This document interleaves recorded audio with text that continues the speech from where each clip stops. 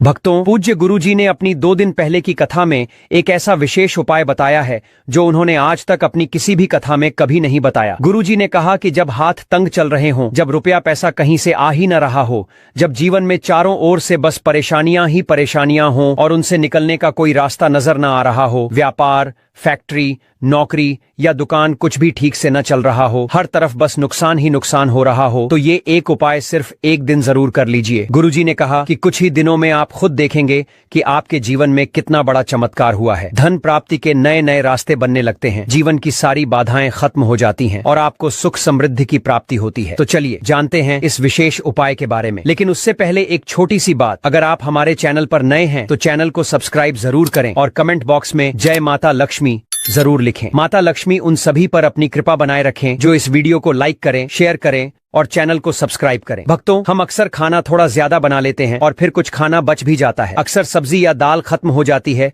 और रोटियां बच जाती हैं। अगले दिन वो बासी रोटियां जब परोसी जाती हैं तो घर के सदस्य या बच्चे खाने से मना कर देते हैं। अगर आपके घर में भी ऐसा होता है तो ये जानकारी आपको हैरान कर देगी। अगर आप भी ऐसी रोटियां खाते हैं तो आपको धनवान होने से कोई नहीं रोक सकता। और इसी वीडियो में हम जानेंगे कुछ ऐसी गलतियों के बारे में जो अगर आपके घर की महिलाएं करती हैं तो उन्हें आज ही बंद कर देना चाहिए, वरना पूरा घर बर्बादी की कगार पर पहुंच सकता है। इसलिए पूरी जानकारी के लिए इस वीडियो को अंत तक जरूर देखिएगा। भक्तों, रसोई घर में ये गलतियां कभी नहीं करनी चाहिए। शास्त्रों के अनुसार रसोई में कुछ विशेष बातों का ध्यान न रखने वाला व्यक्ति जीवन में हर हाल में गरीबी झेलता है। पूरे परिवार को इसके दुष्परिणाम भुगतने पड़ते हैं। शास्त्रों में स्पष्ट रूप से बताया गया है कि जिस घर में माता अन्नपूर्णा जी का वास हो जाता है वहाँ सभी देवी देवताओं का निवास हो जाता है। ऐसे घर में अनाज का भंडार और धन समृद्धि हमेशा बनी रहती है। लेकिन जिन घरों में रसोई में ये छोटी छोटी लेकिन गंभीर गलतियां होती हैं, वहां दरिद्रता आने लगती है। इन्हें मामूली समझकर नजरअंदाज बिल्कुल न करें, वरना पूरा घर आर्थिक संकट में डूब सकता है। भक्तों, अगर मनुष्य जीवन में सफलता चाहता है तो सबसे जरूरी है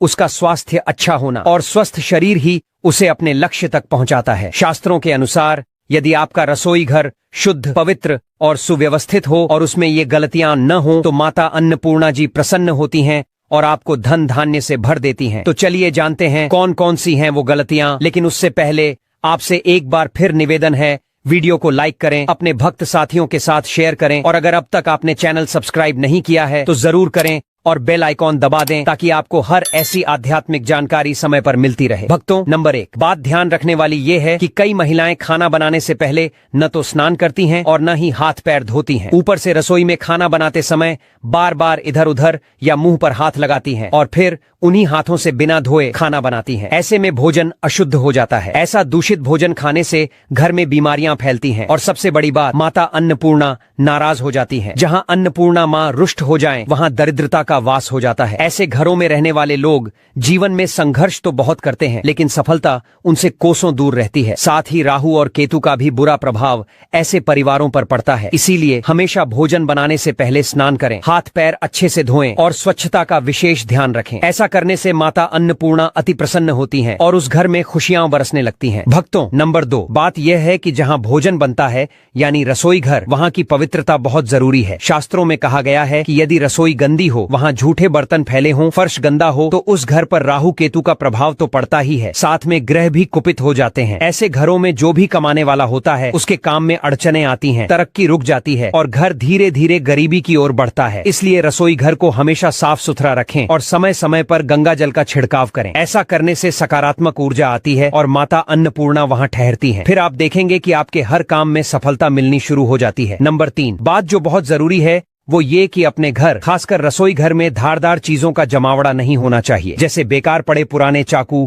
कैंची या ऐसी चीजें जिनका आप अब इस्तेमाल नहीं करते लेकिन फिर भी वो वहीं रखी हैं। तो ये वस्तुएं नकारात्मक ऊर्जा को खींचती हैं। इससे घर में तनाव बढ़ता है, आपसी झगड़े होते हैं और मानसिक शांति भंग होती है। कोशिश करें कि रसोई में 2 से ज्यादा चाकू या धारदार चीजें न रखें। बेकार पड़ी चीजें निकाल दें, इससे घर में सकारात्मक ऊर्जा का प्रवाह बना रहेगा। भक्तों, चौथी बात यह है कि रसोई घर के सामने कभी भी चप्पल, जूते, झाड़ू या पोछा नहीं रखना चाहिए। कई लोग ध्यान नहीं देते और रसोई के दरवाजे के पास ही ये चीजें रख देते हैं, लेकिन ये बहुत भारी पाप माना गया है। ऐसा करने से माता अन्नपूर्णा रुष्ट हो जाती हैं और पूरे घर में दरिद्रता का प्रभाव बढ़ता है। चप्पल, जूते और झाड़ू को रसोई से दूर ही रखें। जहां अन्न का निवास हो वहाँ पवित्रता और शुद्धता जरूरी है, वरना घर में अशांति और दुर्भाग्य का डेरा लग जाता है। नंबर 5 और आखिरी बात, जब महिलाएं खाना बना रही होती हैं तो कई बार वे नमक मसाला चखने के बहाने से भोजन झूठा कर देती हैं, लेकिन ये आदत बहुत गलत है। ऐसा करने से माता अन्नपूर्णा जी का अपमान होता है और उनके साथ साथ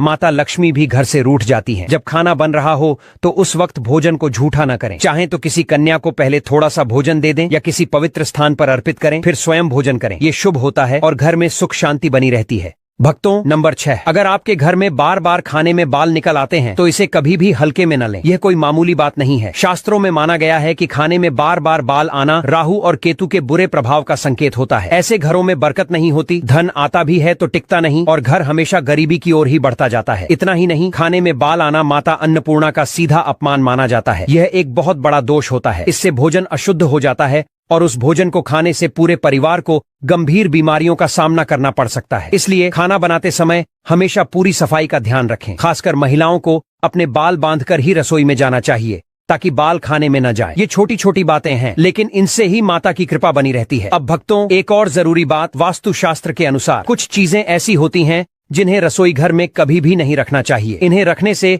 घर में नकारात्मकता आती है और परेशानियां धीरे धीरे बढ़ने लगती हैं। सबसे पहली चीज है शीशा। आजकल कुछ लोग घर को सुंदर दिखाने के लिए किचन में शीशा लगवा देते हैं, लेकिन वास्तु शास्त्र कहता है कि रसोई घर में शीशा नहीं होना चाहिए, क्योंकि रसोई में चूल्हा होता है और चूल्हा अग्निदेव का प्रतीक होता है। अगर उस अग्नि का प्रतिबिंब शीशे में दिखे तो वह बहुत अशुभ माना जाता है। इससे घर में क्लेश बढ़ता है, आर्थिक तंगी आती है और पारिवारिक संबंधों में खटास आ सकती है। इसलिए यह गलती भूलकर भी न करें। दूसरी चीज, गूंथा हुआ आटा। कई बार महिलाएं आटा गूंथकर बचा हुआ आटा फ्रिज में रख देती हैं और अगली सुबह फिर से उसी आटे से रोटियां बना लेती हैं, लेकिन वास्तु के अनुसार ऐसा करना ठीक नहीं माना गया है। रसोई घर में गूंथा हुआ आटा रखना राहु और शनि के बुरे प्रभाव को बढ़ाता है। इससे जीवन में उलझने, रुकावटें और परेशानियां बढ़ सकती हैं। कोशिश करें कि हर बार ताजा आटा ही गूंथें और प्रयोग करें। तीसरी चीज, टूटे फूटे बर्तन। अक्सर कुछ बर्तन ज्यादा इस्तेमाल होने से टूट जाते हैं, लेकिन लोग फिर भी उन्हें इस्तेमाल करते रहते हैं। वास्तुशास्त्र कहता है कि रसोई में कभी भी टूटे हुए बर्तनों का इस्तेमाल नहीं करना चाहिए। इससे परिवार के सदस्यों के बीच मनमुटाव और झगड़े बढ़ सकते हैं। टूटे बर्तन नकारात्मक ऊर्जा को आकर्षित करते हैं और घर की सुख शांति में बाधा बनते हैं। अब भक्तों, जानते हैं बासी रोटी के बारे में। अक्सर जब रोटियां बच जाती हैं और बासी हो जाती है तो हम उन्हें फेंक देते हैं, लेकिन क्या आप जानते हैं कि बासी रोटी आपके स्वास्थ्य के लिए चमत्कार से कम नहीं है। बासी रोटी में फाइबर की मात्रा बहुत ज्यादा होती है, जो आपके पाचन को बेहतर बनाता है। ये रोटी गैस, पेट फूलना और कब्ज जैसी समस्याओं को दूर करने में बहुत फायदेमंद होती है। यानी बासी रोटी आपके तन को दुरुस्त रखने में मदद करती है और शास्त्रों की माने तो भोजन जब तक खाने योग्य हो और खराब न हुआ हो तब तक उसे फेंकना नहीं चाहिए। भोजन का अपमान माता अन्नपूर्णा को बहुत ही दुखी करता है। जो व्यक्ति बासी भोजन को सम्मान से खाता है उस पर माता अन्नपूर्णा सदा कृपा बरसाती है। लेकिन ध्यान देने वाली बात यह है कि जब भी आप बासी रोटी खाएं या बच्चों को दें तो उसे अच्छे से जांच लें। अगर रोटी में फफूंदी या रेश निकल रहा हो तो उसे न खाएं। ऐसी रोटी शरीर के लिए जहर समान होती है और इससे गंभीर बीमारी हो सकती है। अब भक्तों, आपको पूज्य गुरुजी द्वारा बताया गया एक ऐसा उपाय बताने जा रहे हैं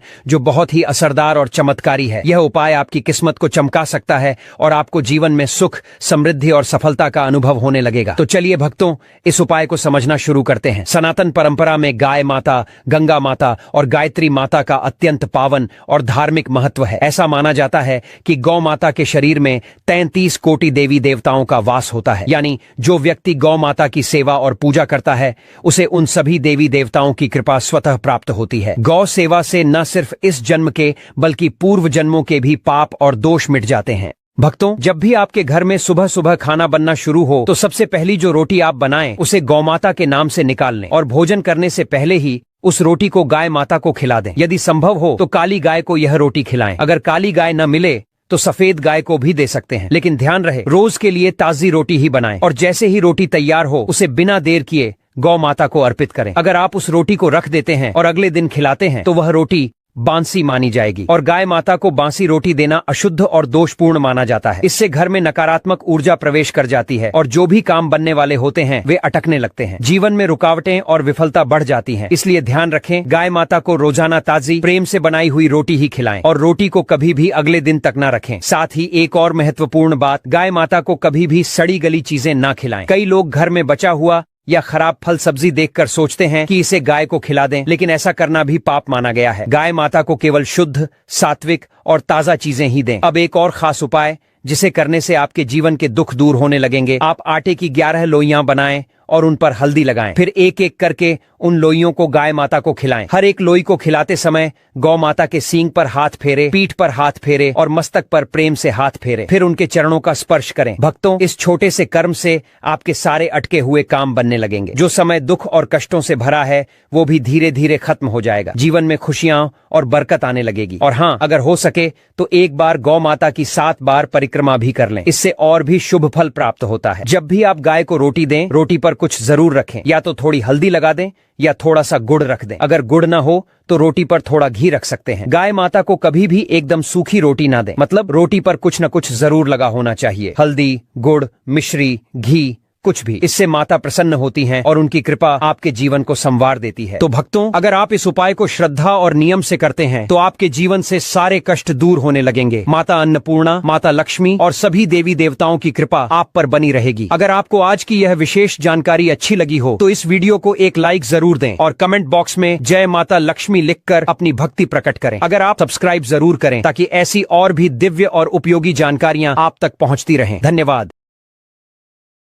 हे शिव, आपकी इस वीडियो को जो भी लाइक करें और कमेंट में हर हर महादेव लिखे, उसकी गरीबी दूर कर देना, उसकी हर मनोकामना पूर्ण कर देना। दोस्तों, सावन शुरू होने से पहले या फिर सावन के महीने में अपने घर ले आना मात्र 10 रुपए की यह एक चीज छप्पड़ फाड़ कर आएगा पैसा। जी हाँ दोस्तों, महादेव की आप पर ऐसी कृपा बरसेगी कि आने वाली 7 पुश्तें भी बैठे बैठे खाएंगी। और जो भी कुंवारी लड़कियां हैं उन्हें भोले बाबा की कृपा से अच्छे, गुणी और संस्कारी वर की प्राप्ति होगी। यदि आप शादीशुदा हैं तो आपके दाम्पत्य जीवन में प्रेम और सौहार्द बना रहेगा। शिव पार्वती जैसा अटूट प्रेम आपके जीवन में भी बना रहेगा। घर में सुख, शांति, समृद्धि और खुशहाली का वास होगा। बस आपको इस सावन में 10 रुपए की यह चीज अपने घर में लानी है। दोस्तों देखिए, बात ऐसी है कि हमारा काम तो है सलाह देने का, हम तो केवल सलाह ही दे सकते हैं। अब आप इसको मानो या ना मानो, आपकी मर्जी। लेकिन भक्तों, एक बात जरूर कहेंगे कि अगर मान लोगे तो आपका बेड़ा पार हो जाएगा। भक्तों, कहा जाता है इस महीने जो व्यक्ति शिव जी को प्रसन्न कर देता है उसकी हर मनोकामना पूर्ण होती है। लेकिन क्या आप जानते हैं कि सावन के महीने में कुछ खास चीजों को घर लाना बेहद शुभ माना जाता है। यदि आप सावन माह में इन चीजों को अपने घर लाते हैं तो शिव जी प्रसन्न होकर आपकी हर मनोकामना शीघ्र पूर्ण कर देते हैं। यह सभी चीजें महादेव को अत्यंत प्रिय हैं। भक्तों, भगवान भोलेनाथ भोले भंडारी हैं, वे थोड़े से प्रयास से ही प्रसन्न हो जाते हैं। जो व्यक्ति भगवान भोलेनाथ के इन प्रिय वस्तुओं में से कोई एक वस्तु सावन माह में अपने घर ले आता है तो भोलेनाथ उसके जीवन की सभी परेशानियों को दूर कर देते हैं। उस व्यक्ति को फिर कभी भी जीवन में धन की कमी नहीं होती। भगवान भोलेनाथ उसे मनचाहा वरदान देते हैं। तो आइए भक्तों, जानते हैं ऐसी कौन सी वस्तुएं हैं जिन्हें घर लाने से भगवान भोलेनाथ बिना पूजा और व्रत के ही प्रसन्न हो जाते हैं। लेकिन भक्तों, उससे पहले अगर आप भी भोले बाबा को मानते हैं तो इस वीडियो को लाइक जरूर करें और अगर आपने अभी तक चैनल को सब्सक्राइब नहीं किया है तो चैनल को सब्सक्राइब करके कमेंट बॉक्स में सच्चे दिल से हर हर महादेव, जय भोलेनाथ अवश्य लिखें। चलिए भक्तों, सबसे पहले हम जान लेते हैं कि 2025 में सावन का महीना कब से शुरू है और कितने सोमवार पड़ेंगे, सावन की समाप्ति कब होगी तथा रक्षाबंधन किस दिन मनाया जाएगा और व्रत का पालन कैसे करें, व्रत में कौन सी चीजें नहीं खानी चाहिए। और हम आपको इस वीडियो में एक ऐसा खास उपाय भी बताएंगे जिससे भोले बाबा की कृपा से आपके 7 जन्मों की परेशानियां भी खत्म हो सकती हैं। साथ ही इस वीडियो में हम आपको बताएंगे कि वह कौन सी चीज है जो इस सावन हर व्यक्ति को अपने घर में जरूर लाना चाहिए। यह सभी बातों को जानने के लिए 5 से 10 मिनट का समय निकालकर हमारे साथ इस वीडियो में अंत तक बने रहिएगा। दोस्तों, सावन का महीना शिव भक्तों के लिए प्रेम और भक्ति की सौगात लेकर आता है। यही वो महीना है जिसे हम प्यार और श्रद्धा का महीना कहते हैं। पक्षियों की चहचहाट मधुर संगीत में बदल जाती है, बारिश की बूंदें धरती को चूमने लगती हैं, की रानी वर्षा पूरे वातावरण को हरा भरा बना देती है, प्रकृति जैसे खुद झूमने लगती है, पेड़ पौधे, फूल पत्तियां आपस में बात करने लगते हैं। साथ ही शिव भक्त बड़े ही उत्साह और श्रद्धा से इस महीने का बेसब्री से इंतजार करते हैं। मान्यता है कि सावन में भगवान शिव खुद धरती पर आकर अपने भक्तों के घरों में वास करते हैं और उनकी सच्ची भक्ति से प्रसन्न होकर जीवन को सुख समृद्धि से भर देते हैं। सावन का हर एक दिन पवित्र और शुभ माना जाता है। हर दिन भगवान भोलेनाथ की पूजा की जाती है। लेकिन जब बात आती है सोमवार की तो इसकी महिमा ही कुछ और होती है। सोमवार का दिन बेहद पावन और फलदायक होता है। इस दिन जो भी व्रत रखते हैं उन्हें संपूर्ण फल की प्राप्ति होती है और अगले सोमवार की प्रतीक्षा फिर उसी श्रद्धा से की जाती है। तो अब आपको बताते हैं कि 2025 में सावन का महीना कब शुरू होगा। चलिए दोस्तों, अब हम जानते हैं कि सावन महीने की शुरुआत साल 2025 में कब होने वाली है। इस बार सावन का महीना 11 जुलाई 2025 से शुरू होगा और 9 अगस्त 2025 को समाप्त होगा। यानी 9 अगस्त को शनिवार के दिन ही सावन का आखिरी दिन होगा और उसी दिन रक्षाबंधन का पर्व भी मनाया जाएगा। इस तरह पूरे 30 दिनों तक सावन का महीना रहेगा। इन 30 दिनों तक शिव भक्त शिव जी की भक्ति में लीन रहेंगे और व्रत, उपवास व धार्मिक अनुष्ठान किया जाएगा। धार्मिक मान्यताओं के अनुसार सावन के महीने में शिव जी की उपासना करने पर कई तरह के शुभ फल की प्राप्ति होती है। अब जानते हैं कि सावन में कितने सोमवार आएंगे और किन किन तारीखों पर व्रत रखने होंगे, तो ध्यान से सुनिएगा। इस बार सावन में कुल 4 सोमवार पड़ेंगे। सावन का पहला सोमवार 14 जुलाई को पड़ेगा, दूसरा सोमवार 21 जुलाई, तीसरा सोमवार 28 जुलाई और चौथा सोमवार 4 अगस्त 2025 को पड़ने जा रहा है। 9 अगस्त को शनिवार के दिन सावन का समापन भी हो जाएगा और रक्षाबंधन भी इसी दिन संपन्न होगा। भाई बहन का पवित्र त्योहार रक्षाबंधन, जो सावन में ही मनाया जाता है, इस साल 9 अगस्त को मनाया जाएगा। तो आइए दोस्तों, जानते हैं उन चीजों के बारे में जिन्हें आपको सावन में जरूर खरीद कर लाना है। सबसे पहले, जो लोग इस सावन महादेव को प्रसन्न करना चाहते हैं, वो सुंदर सी इस वीडियो को लाइक करके चैनल को सब्सक्राइब कर लें और कमेंट में हर हर महादेव या ओम नमः शिवाय जरूर लिखें। तो आइए अब जानते हैं महादेव के प्रिय वस्तुओं के बारे में। भक्तों, सबसे पहली और सबसे महत्वपूर्ण चीज है गंगा जल। सावन में गंगा जल का घर में होना बहुत जरूरी है, क्योंकि बिना गंगा जल के पूजा अधूरी मानी जाती है। अगर आपके घर में पहले से गंगा जल रखा है तो बहुत उत्तम है, नहीं है तो तुरंत मंगवा लीजिए। कभी भी जब आप अभिषेक करना चाहें तो गंगा जल को थोड़ा सा सामान्य जल में मिलाकर भगवान शिव का अभिषेक कर सकते हैं। ये बहुत पुण्यदायक माना गया है। भक्तों, अब दूसरी चीज की बात करें। अगर आपके घर में भगवान शिव की कोई फोटो या प्रतिमा नहीं है तो आप उसे बाजार से या किसी मंदिर से जरूर ले आइए। मंदिर से ली गई प्रतिमा और भी पवित्र मानी जाती है। साथ ही एक छोटी सी शिवलिंग भी साथ में ले आइए। सावन के पूरे महीने में शिवलिंग का अभिषेक करना बहुत फलदायी माना गया है। अगर आपके पास दूध न हो तो केवल गंगा जल से भी अभिषेक किया जा सकता है। शिव जी बहुत ही सहजता से प्रसन्न हो जाते हैं। अब तीसरी जरूरी चीज है तांबे का लोटा। अगर आपके पास पहले से तांबे का लोटा है तो बहुत अच्छी बात है, अगर नहीं है तो अभी से खरीद लीजिए। इसे अच्छे से साफ करके तैयार रखिए। चाहे तो एक पीतल का लोटा भी ले सकते हैं, क्योंकि तांबे के लोटे से आप केवल जल अर्पण कर सकते हैं। अगर आप उसमें दूध या चीनी जैसी चीजें डालते हैं तो वह सही नहीं माना जाता। भगवान शिव के लिए चंदन या रोली जरूर खरीद लें। लाल चंदन भी ले सकते हैं। पूजा सामग्री की दुकान पर ये सारी चीजें मिल जाएंगी। भक्तों, अगली चीज है महामृत्युंजय यंत्र। अगर आप अपने घर से वास्तु दोष को दूर करना चाहते हैं तो सावन आने से पहले महामृत्युंजय यंत्र जरूर लाएं। आप चाहें तो इसे सावन के पहले सोमवार को भी ला सकते हैं। इसके बाद विधि पूर्वक भगवान शिव की पूजा करके इस यंत्र को घर में स्थापित करें। मान्यता है कि इससे न सिर्फ वास्तु दोष दूर होता है, बल्कि जीवन में आने वाली बड़ी बड़ी परेशानियां भी शांत हो जाती हैं। अगली चीज है चांदी के नंदी। अगर आप पैसों की कमी से परेशान हैं तो सावन शुरू होने से पहले चांदी से बने नंदी को घर लाएं। सावन के किसी सोमवार को नंदी को घर लाकर पूजा के बाद स्थापित करें। धार्मिक मान्यता है कि नंदी भगवान शिव के वाहन हैं और इन्हें घर में रखने से समृद्धि का मार्ग खुलता है। आप चाहें तो इस नंदी को अपनी तिजोरी या पूजा स्थान में भी रख सकते हैं। अब भक्तों, अगली चीज है पारद शिवलिंग। अगर आप चाहते हैं कि शिव जी की कृपा हमेशा बनी रहे तो सावन में अपने घर पारद शिवलिंग जरूर लाएं। सावन के किसी भी दिन इसे घर लाकर गंगा जल या कच्चे दूध से अभिषेक करें। मान्यता है कि पारद शिवलिंग की स्थापना से घर में सुख, समृद्धि और शांति बनी रहती है। भोलेनाथ की कृपा से जीवन में नए अवसर और सकारात्मकता आती है। अगला चीज है डमरू। अगर जीवन में रुकावटें और परेशानियां लगातार बनी हुई हैं तो सावन के महीने में डमरू जरूर घर लाएं। पूजा के समय इसे बजाएं और फिर इसे अपने घर के मंदिर में रखें। मान्यता है कि डमरू की ध्वनि से नकारात्मक ऊर्जा दूर होती है और घर का वातावरण पवित्र बनता है। इसके साथ ही वास्तु दोष भी दूर होता है और सकारात्मक ऊर्जा का संचार होता है। भक्तों, अगली चीज है बेलपत्र। बेलपत्र को शिव पूजन में सबसे आवश्यक माना गया है। शास्त्रों के अनुसार सावन में शिवलिंग पर बेलपत्र अर्पित करने से सभी पाप नष्ट होते हैं और मनचाही कामनाएं पूरी होती हैं। अगर आप बेलपत्र का पौधा घर में लगाते हैं तो यह नकारात्मक ऊर्जा को दूर करता है और घर में शांति बनाए रखता है। सावन शुरू होने से पहले बेलपत्र घर में लाकर पूजन स्थल पर रखें, फिर देखिए शिव कृपा कैसे बरसती है। तो इस सावन इन 5